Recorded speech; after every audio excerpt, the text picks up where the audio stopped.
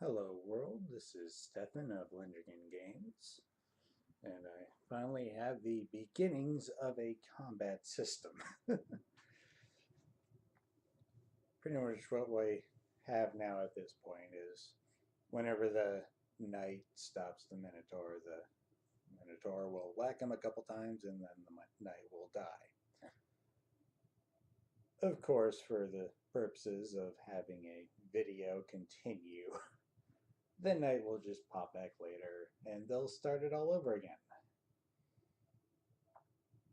Not much there, so on with the continuation of the ramble. Part 2 is the fourth generation of consoles, more or less the Super Nintendo era. While sorting the computer games into here, I found myself surprised to see DOS games spanning multiple console generations even after Windows came out. Of course, one of these even had a re-release on DOS during Windows 98. Of course, on the console side, I actually never owned a Super Nintendo, so I flat out missed the great majority of those games. Number 12, Moonstone, A Hard Day's Night. Moonstone is like Mario Party in that everyone takes turns to do challenges. It differs from Mario Party in that the characters are out to stab everything, including each other. The setup for the game is that four knights are on a quest to find four magical keys to unlock a magical MacGuffin that's required for a magical ritual. Of course, only one of the knights can partake in the ritual. The keys are hidden in random monster layers filled with treacherous beasts that require a valiant stabbing. Sometimes, however, a key will find itself in the possession of one of your fellow knights, so that vile, conniving rapscallion would also benefit from a good tongue lashing and a decapitation. Yes, months before Mortal Kombat was released, Moonstone was letting players brutally execute their defeated opponents. As well, magic keys are only one reason to mug a compatriot. He might have a ring of protection, or some knight's armor, or a high-end broadsword, or maybe you just want to refill your supply of throwing daggers and don't want to run to town to buy them. To top it all off is, of course, a dragon that flies around the map and robs everything from knights that it kills. The first thing that struck me about Moonstone is that all of the character sprites are huge. Before this, I was used to game characters being about the size of my thumb, arcade fighting games notwithstanding. However, these are all characters that are Street Fighter sized, animated in full pixelated glory. Thinking back, it actually didn't have a lot of animations, but at the time I was still very impressed, and today I still am. The second item of note is the combat. Because your character leaves himself open for a half second after each swing, combat is necessarily deliberate. Also, for that reason, enemy zones increase difficulty at later times simply by adding more enemies, and it legitimately makes it harder despite how well equipped your knight becomes. Of course, fighting two ogres at once, when each has the ability to flatten your knight, does seem impossible, but that also makes the victories feel that much more rewarding. Number 13, Cannon Fodder! Cannon Fodder is a tactical run and gun, wherein your guys and all the enemies die from one bullet. That mechanic alone makes the game stick with me. It also features a graveyard and reasonable expectation of being filled, but because survivors get promotion at the end of each mission, I have a bad habit of reloading missions whenever a Lance Corporal gets shot, since I want as many generals as I can get, despite the fact that rank does nothing mechanically except decorate tombstones. Number 14, Syndicate Plus. Syndicate is a mission-based real-time strategy wherein you equip and direct cyborgs and trenchcoats to do various errands in various cities by any means necessary. Of course, unnecessary means are also allowed, and much more fun. I use the word plus in the title for two reasons. Firstly, this is the Syndicate by Bullfrog, not by Starbreeze. Secondly, this game is demonstrably superior to Starbreeze's Syndicate. Granted, I gave the Starbreeze 1 out of 0 stars for committing the deadly sin of making cyborgs in trench coats bland. A fundamental reason that I love Syndicate Plus is that it takes place in a world, one that does not revolve around the player at all. In the cities where the missions take place, civilians and police ignore the player's agents as long as their guns aren't out. Security guards shoot at agents only when they're trespassing. Enemy agents hunt down your agents just for existing, but that's because you're already trespassing on their territory. Granted that all other agents from all other syndicates put aside their differences just to kill your agents does put a strain on the logic, but that's at least not drastically different from how a more dynamic AI would play out. Another reason that the player is part of the world instead of its center is in the act of researching things between missions. Keeping up with cutting edge equipment is the responsibility solely of the player.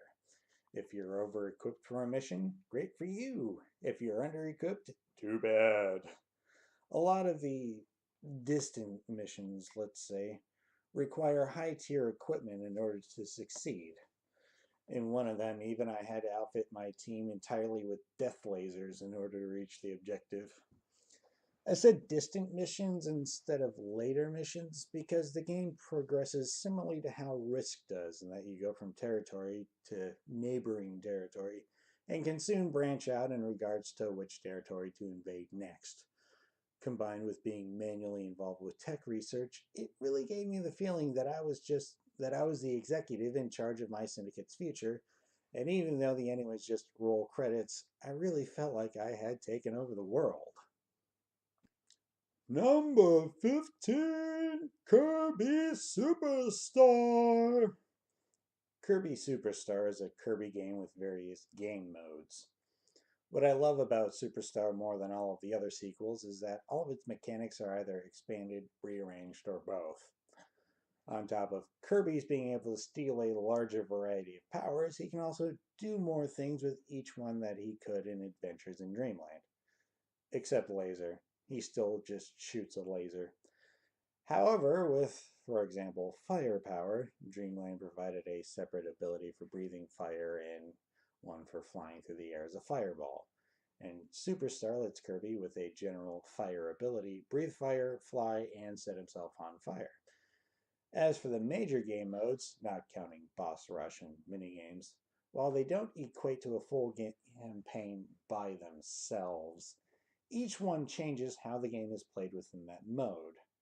For me, it's an expanded playground, and I prefer having more things to do over lengthier things.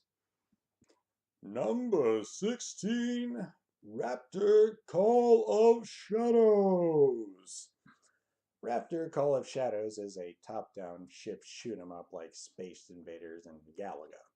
The overall premise of Raptor is that you're flying a fighter jet and doing bombing/strafing runs on military bases. I readily admit that I'm a sucker for games like Galaga and Gradius when they come with upgrading elements. With Raptor, I also enjoy the concept of attacking military bases with various rockets and upgraded machine guns. Granted, it's an anticlimactically simple process to reach the point where you're strafing military bunkers on Mars with pulse lasers, but even then, the core gameplay loop is still fun. Number 17, Tyrion 2000. Tyrion 2000 is Raptor Call of Shadows in space and is unabashedly bananas. Its quirky and obtrusive sense of humor aside, what keeps Tyrion in my memory is how the mechanics of the ship loadout all fit together. In the story campaign, the ship and its equipment are limited by your accumulated store and what's available at the shop. Especially in early to middle stages, putting the ship together is an interesting juggling act, because firing weapons uses up battery power. You need a powerful generator in order to fire the more powerful weapons, but that uses up points you could be using to upgrade the weapons to the point where they need a powerful generator. Why do you need that battery power, you ask? Because without it, your shields don't recover. Of course, better shields cost points, and also available for purchase is auxiliary weapons that also drain the battery.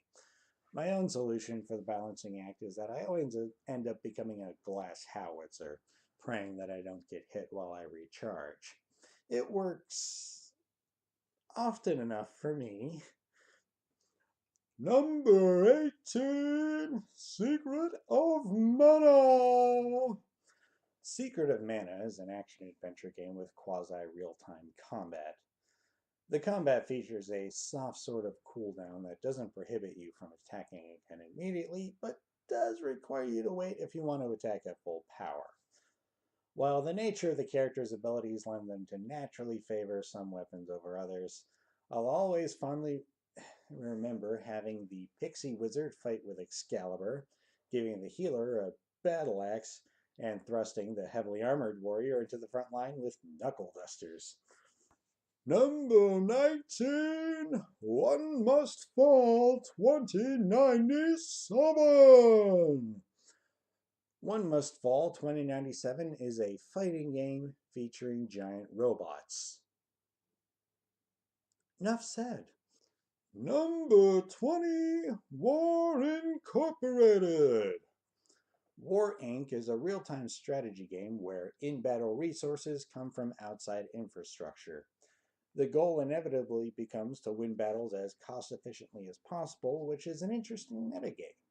Adding to that is the ability to custom design vehicles and mechs so that you balance cost versus effectiveness. It ultimately suffers from rather poor execution, but the ideas have still stuck with me, and I got some enjoyment from winning the metagame and therefore thrashing the battles. Number 21, Ultima 7. Ultima 7 is a sandbox fantasy adventure game. It comes with its own memory manager, so running it requires reconfiguring your computer. Playing Ultima 7 is worth reconfiguring your computer. For me, the great strength of Ultima 7 is the amount of interaction available in its sandbox, alongside an actually living, breathing